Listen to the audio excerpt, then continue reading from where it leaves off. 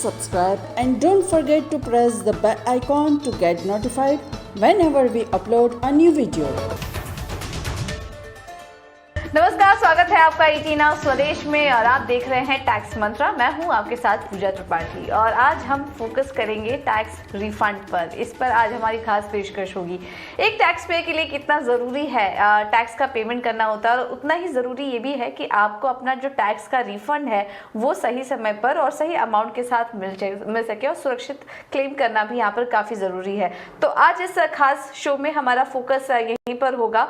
चर्चा करेंगे कि कैसे आप टैक्स रिफंड के लिए अप्लाई कर सकते हैं, उसके लिए स्मार्ट प्लानिंग कैसे कर सकते हैं, क्या क्या प्रोसेस होते हैं उसके। हमारे साथ टैक्स गुरु मुकेश पटेल भी शामिल होंगे जो कि आपको गाइड करेंगे और ये भी सुनिश्चित करने में मदद करेगा आज का शो कि आपको बड़े टैक्स रिफंड क्लेम करने की ज़रूरत नहीं पड़नी चाहिए। सही तरीके से, सही प्रोसेस से आप समय समय पर टैक्स रिफंड के लिए अप्लाई कर सकते हैं। और इसके साथ ही बात करेंगे कि टैक्स रिफंड से जुड़े जो इंटरेस्ट क्लेम होता है उसे भी कैसे मिल सकता है, इस पर भी हम आगे चर्चा करेंगे। साथ ही साथ अगर आपके भी कुछ सवाल हैं तो वो भी आप हम तक पहुंचा सकते हैं, अपने वीडियो हम तक भेज सकते हैं या आप हमें कॉल भी कर सकते हैं। सवाल पूछने का तरीका भी लगातार आपकी स्क्रीन पर फ्लैश होता रहेगा।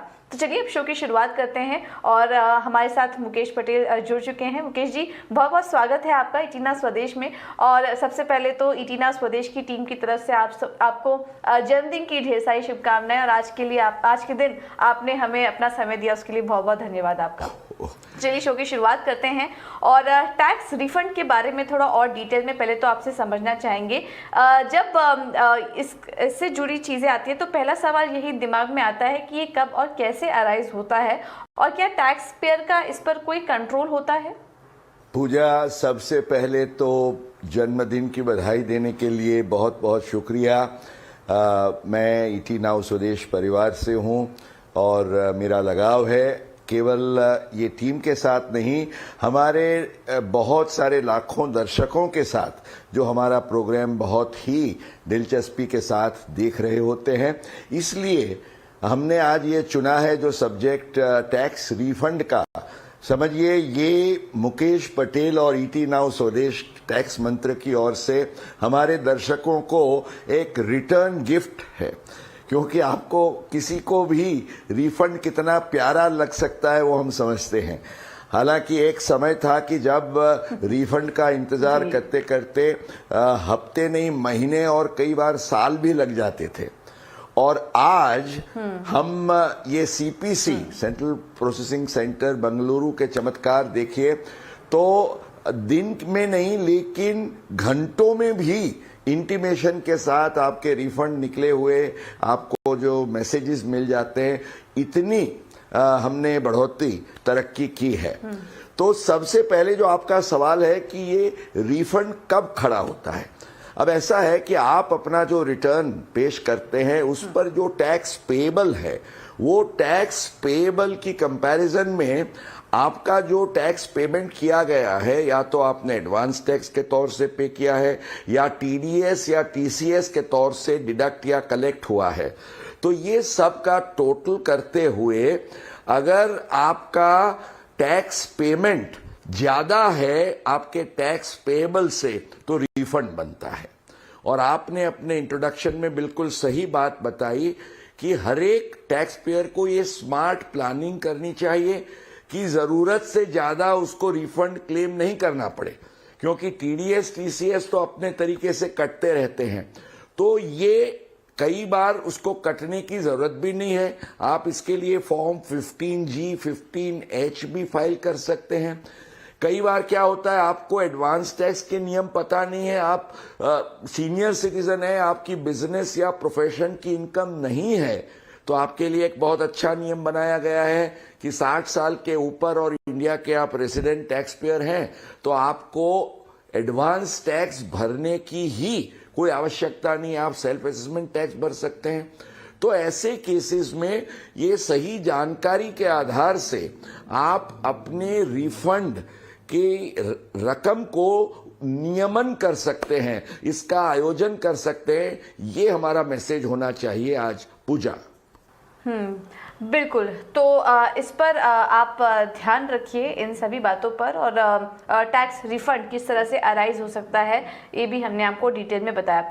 इसी बीच एक और चीज़ हम समझना चाहेंगे आपसे, जब टैक्स रिफंड की बात आती है तो फॉर्म 15G और 15H, इसके बारे में भी थोड़ा डिटेल में हमारे दर्शकों को समझाइए, ये क्या है और इसके अंतर्गत जो भी प्रोविजंस आते हैं उसके बारे में भी थोड़ा डिटेल में हमारे दर्शकों को बताइए। पूजा, ये जो फॉर्म 15G और 15H है, इसके बारे में हमें ख्याल में ये रखना है कि 15G और 15H जब TDS TCS की कटौती न हो उसके लिए आप ये दे सकते हैं, क्योंकि there are rules for tax deduction. आपकी इंटरेस्ट है, डिविडेंड है, रेंट है, ऐसी जो भी इनकम्स होती है, जो पेमेंट्स आपको किए जाते हैं, तो उस पेमेंट्स में से टैक्स कटते हैं। अब इनकम टैक्स एक्ट में ये विशेष प्रावधान है कि अगर कोई आम रेसिडेंट टैक्स पेयर है, उसके केस में उसकी 2.5 लाख की लिमिट है, और ये एग्रीगेट अमाउंट से ज्यादा अगर उसकी इस साल की आय नहीं है तो उसके केस में भला क्यों कटना चाहिए। मान लीजिए 2,40,000 is your only income from interest on bank deposits, तो आपका तो टैक्स का रिटर्न भरने की बात तो अलग है, टैक्स भरने की जिम्मेवारी नहीं है। तो ऐसे केस में अगर आप सतर्क नहीं रहेंगे तो 10% के हिसाब से आपका 24,000 कट जाएगा, आपको रिफंड के लिए अर्जी करनी होगी। जब आप 15G फॉर्म भरते हैं तो आप डिक्लेरेशन एक सबमिट करते हैं कि भाई आपकी जो 2.5 लाख से कम आपकी एग्रीगेट टोटल इनकम है, इसलिए आपको कोई टैक्स पे करने की जिम्मेवारी भी नहीं है, तो आपके केस में TDS न कटे। अब 15H जो है वो हमें ध्यान में रखना यह है कि ये सीनियर सिटीजन्स के लिए खास तौर से उसको किया गया है। और लोग पूछते हैं कि 15G और 15H में क्या फर्क है।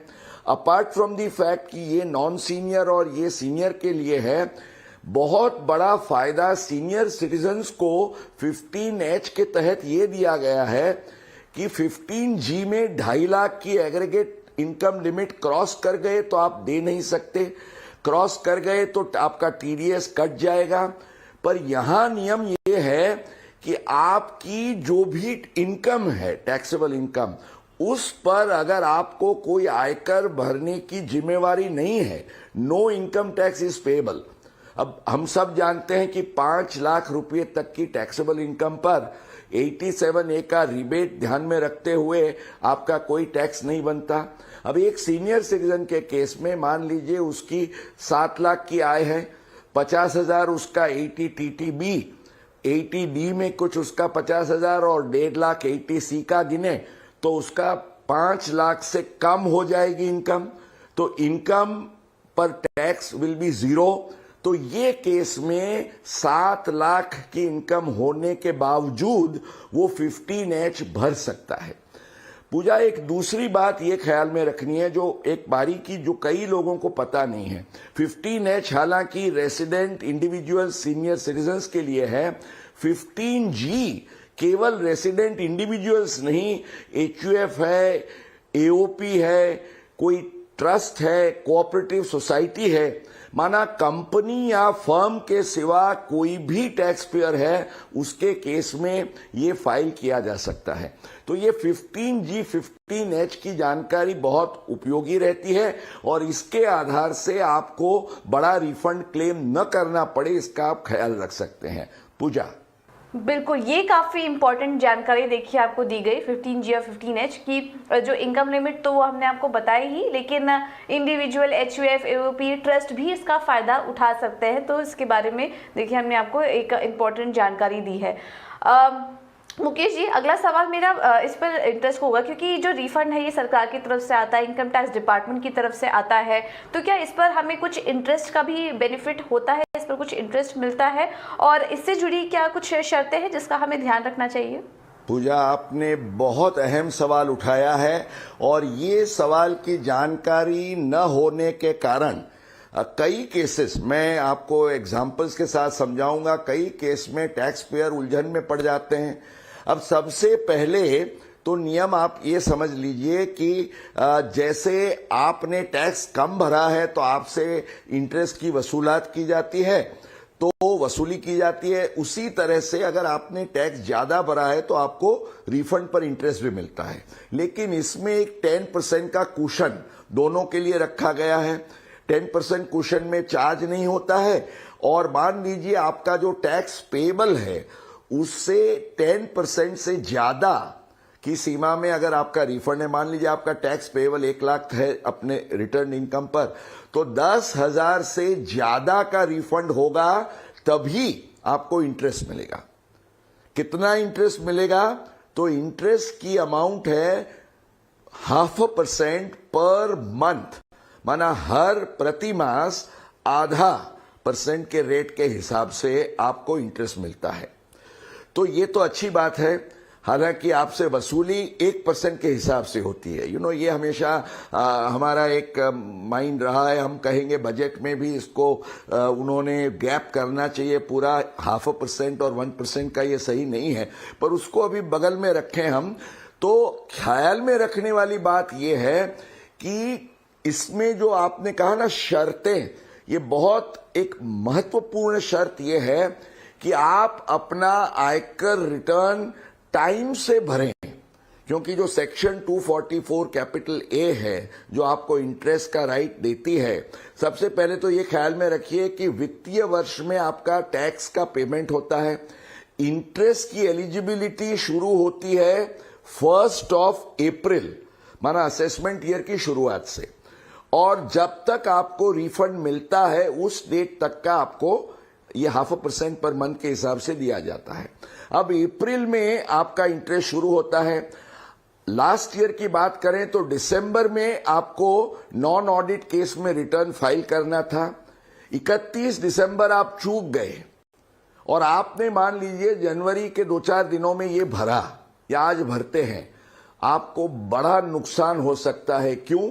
क्योंकि कानून में ये कहा गया है कि द पीरियड फॉर विच अगर डिले होता है तो period for 1 April up to the due date का जो पीरियड है, माना आपका रिटर्न फाइल करने वाला जो पीरियड है, उस पर आपको कोई इंटरेस्ट नहीं मिलेगा। तो मैंने जो एग्जांपल दिया उसमें मान लीजिए 1 लाख रुपए का आपका रिफंड है और उस पर ये 9 महीने की देरी हुई, तो 0.5% के हिसाब से 4.5%, जिसका अमाउंट होगा 4,500 रुपया, वो आप ब्याज गंवाएंगे, आपको नहीं मिलेगा, भले 2-3 दिन की देरी है। और आपको लेट फाइलिंग फीस भी, क्योंकि आप एक दिन से भी अगर चूकते हैं, ये 31 दिसंबर की ड्यू डेट, तो 5,000 रुपया वो भरना पड़ता है। भले आपका रिफंड हो, आप कहेंगे मुझे क्यों लेट फाइलिंग फीस, सरकार कहती है अपनी जिम्मेवारी टाइम से अदा कीजिए।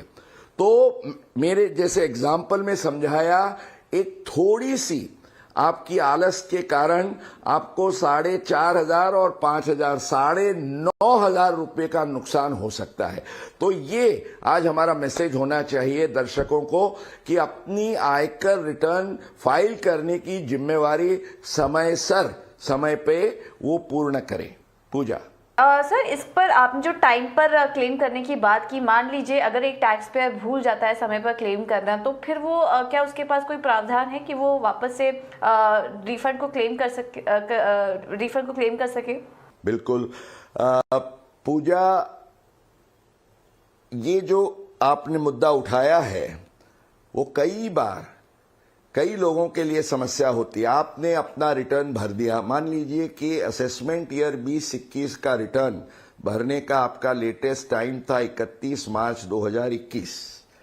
अब वो समय बीत गया, अभी आपको 21-22 के वित्तीय वर्ष में पता चलता है कि कुछ अमाउंट का टीडीएस जो आगे आपको मिलने का था वो रिपोर्ट नहीं हुआ था ठीक से, इसलिए 26AS में दिखता नहीं था, आपको रिफंड नहीं दिया गया। अब दिख रहा है, आप क्लेम करना चाहते हैं। अब सवाल ये है कि आप रिटर्न भी नहीं भर सकते, रिवाइज भी नहीं कर सकते, समय सीमा पूरी हो गई। तो ऐसे केस में आपने कोई भी टैक्स पेमेंट, एडवांस टैक्स हो, टीडीएस हो, टीसीएस हो, ऐसा किया हुआ है, उसका एविडेंस है, लेकिन आपने क्लेम नहीं किया है, तो इसके लिए एक विशेष प्रावधान है।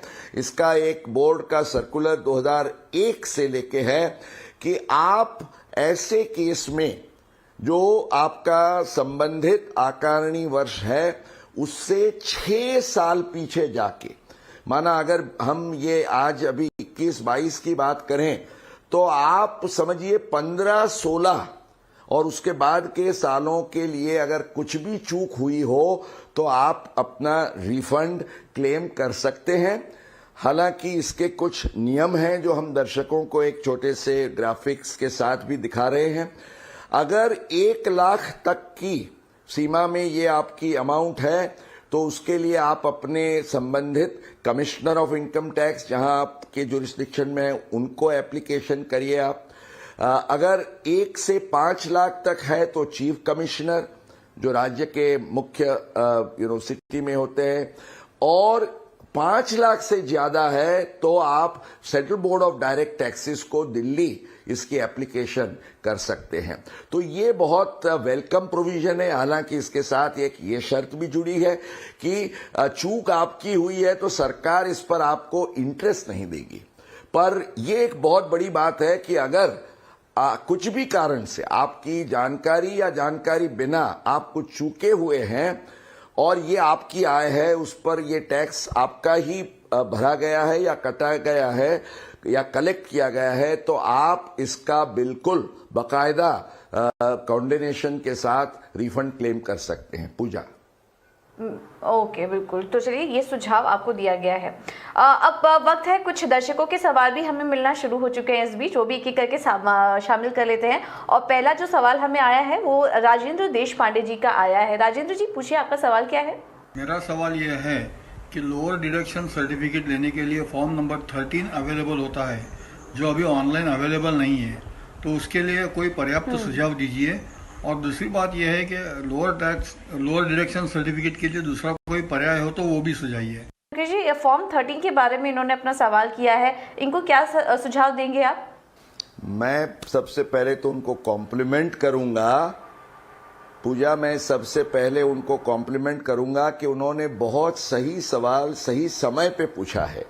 मैं जो 15G 15H का जिक्र कर रहा था वो तो उसके नियम है, उसकी सीमाएं हैं, और उसी दायरे में आप ये नॉन डिडक्शन के लिए सर्टिफिकेट पेश कर सकते हैं, सबमिशन डिक्लेरेशन। अब ऐसे कई केसेस होते हैं जहां आपकी इनकम ज्यादा है लेकिन टैक्स भरने लायक नहीं है, क्योंकि कोई लॉस का सेट ऑफ है या कोई पुराना आपका कैरी फॉरवर्ड ब्रॉड फॉरवर्ड का सेट ऑफ है वगैरह। तो ऐसे केसेस में सरकार ने एक विशेष प्रावधान किया है फॉर्म 13 का, जो आप टीडीएस विभाग के समक्ष ऑनलाइन अप्लाई कर सकते हैं। अब देशपांडे जी का सवाल यह है कि कई बार ये नहीं होता है। देशपांडे जी, टेक्निकल हिच के कारण नहीं हो सकता है, ऐसा पॉसिबल है, but you can keep on trying. और ये कभी भी आप वित्तीय वर्ष में कभी भी आपका टैक्स कटने के पहले आप उसको अप्लाई कर सकते हैं। ये बहुत ट्रांसपेरेंट और अच्छा अकाउंटेबिलिटी के साथ इसको लगाया गया है कि आपको अप्लाई करते हुए immediately with in 3 to 4 weeks आपको दिया जाएगा, उसका फायदा आप ले सकेंगे। तो लोअर डिडक्शन होगा तो रिफंड का बड़ा प्रॉब्लम नहीं होगा, प्लीज। ओके, ठीक है। तो ये राय आपको राजेंद्र जी दे दी गई है। एक और दर्शक का सवाल है, विजय वेद हमारे साथ जुड़ चुके हैं। विजय जी, नमस्कार, पूछिए, क्या सवाल है आपका? मेरी सेल्फ ऑक्यूपाइड प्रॉपर्टी के ऊपर मैंने हाउस लोन लिया हुआ है। मैंने वही प्रॉपर्टी के रिपेयर और रिनोवेशन के लिए दूसरी लोन ली है। दोनों हाउस लोन का मिला के इंटरेस्ट का अमाउंट सालाना 2 लाख से ज़्यादा नहीं हो रहा है, तो क्या मैं मेरे कंप्यूटेशन ऑफ इनकम में टोटल अमाउंट ऑफ इंटरेस्ट जो दोनों लोन मिला के 2 लाख से कम है वो मैं डिडक्शन के हिसाब से ले सकता हूँ under section 24 of the income tax act? Hot topic housing loan, इस पर सवाल आया है विजय जी का। मुकेश जी, क्या सजेस्ट करेंगे इन्हें? पूजा, विजय जी के लिए मैं ये मार्गदर्शन दूंगा कि आपके लिए दोनों बेनिफिट्स अवेलेबल होंगे, लेकिन जो ओवरऑल लिमिट रहेगी वो 2 लाख की रहेगी। आयकर सेक्शन 24 इनकम टैक्स एक्ट में ये कहा गया है कि 30,000 की सीमा में आपके हाउस की रिनोवेशन के लिए आपने कोई हाउसिंग लोन लिया है तो उसका डिडक्शन मिल सकता है। कहीं ये रिस्ट्रिक्शन नहीं है कि उसी हाउस के लिए आपकी हाउसिंग लोन भी है तो आपको वो 2 लाख तक का जो है वो नहीं मिलेगा डिडक्शन। पर होगा क्या आपके केस में 2 लाख की ओवरऑल गिनती में 30,000 का ये अमाउंट और बाकी 1,70,000 में आपका जो भी अमाउंट बनता है वो आप क्लेम कर सकेंगे। तो आपके लिए ये खुशखबर है। बिल्कुल। तो चलिए विजय जी, उम्मीद है आपको मदद मिली होगी।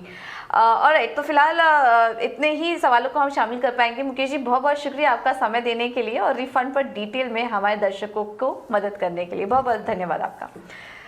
चलिए फिलहाल इस शो में हमारे साथ इतना ही, लेकिन शो को अंत करेंगे गुरु मंत्र के साथ, जो कि हम इस शो के जरिए हर बार आपको देते हैं और मैंने नोट डाउन कर लिया है। पहला गुरु मंत्र यही है कि टैक्स पेयर अपना अनुमानित टोटल इनकम कैलकुलेट करे सही तरीके से और टैक्स पेमेंट की योजना इस तरह से बनाए कि ये सुनिश्चित हो सके कि ITR फाइल करते समय बड़ा टैक्स रिफंड ना हो। इस बात का जरूर ध्यान रखें। शो के दौरान हमने आपको फॉर्म 15G और 15H की अहमियत भी बताई, उसका भी आप ध्यान रखें और उसका लाभ भी आपको उठाना चाहिए।